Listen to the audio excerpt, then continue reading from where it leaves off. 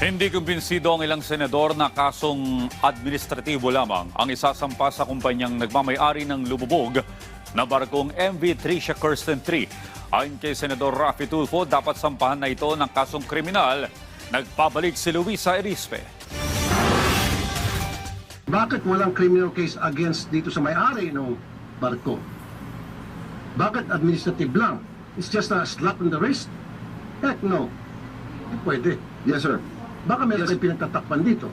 Paulit-ulit na sinabon ni Senator Raffy Tulfo sa pagdinig ng Senate Committee on Public Services ang Department of Transportation kung bakit administrative case pa lang ang nasasampa laban sa Allison Shipping Lines, ang may-ari ng MV Tricia Kirsten 3 na barkong lumubog sa Basilan noong January 28 na ikinamatay ng higit 50 katao at may 33 pang nawawala. Ayon sa senador, kung tutuusin, dapat sampahan na ng kasong kriminal ang may-ari ng barko dahil hindi naman ito ang unang beses na nagkaroon sila ng malalang insidente.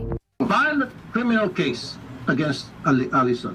The owners, especially. Kasi ang mga may-ari may kapabayan dito. Yes, alam nila na bulok yung barko nila and yet pinalarga pa rin nila. Dagdag pa ni Tulfo, 31 taon na ang barko. Kung tutuusin, bawal na itong maglayag. Pero bakit nakalusot pa rin? Kaya dapat pati ang mga tauhan ng Marina at Philippine Coast Guard makasuhan din. Bakit admin case lang ipapalyo dito sa mga pabayang taga Philippine Coast Guard at mga taga Marina? Reckless imprudence resulting to multiple homicide, yun dapat ang ikakaso sa kanila bukod sa admin case. I want criminal cases filed against these personnel. Come on, sir. Mukhang hindi mo ata alam ginagawa niyo dyan sa DOTR. Ayon naman sa DOTR, gumugulong pa rin kasi ang kanilang investigasyon. Pero matapos ang admin case, kakasuhan din nila ng kriminal ang mga ito. Humarap naman sa pagdinig ang mga survivors at ilang witnesses sa insidente. At nirereklamo nila ang pahirapang paghingi ng compensation mula sa shipping lines. Kapag wala pong ticket specifically referred to the children or minor, hindi po nila bibigyan ng cash assistance, hindi po nila bibigyan ng hospital, hindi po nila sasagutin ng hospital bill. So, tama po ba yung meron pong sanggol kahapon lang, na-retrieve po wala ng ulo. Tapos ganun po sasabihin ng representative ng Allison?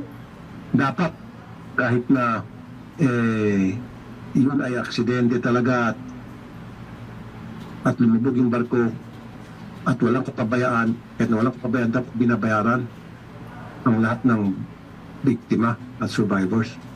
Sa susunod na pagdinig, inaasahang iimbitahin ang mismong may-ari ng Allison Shipping Lines at bubusisiin pa ang mga problema sa claims ng mga nakaligtas sa insidente. Luisa Erispe para sa Pambansang TV sa Bagong Pilipinas.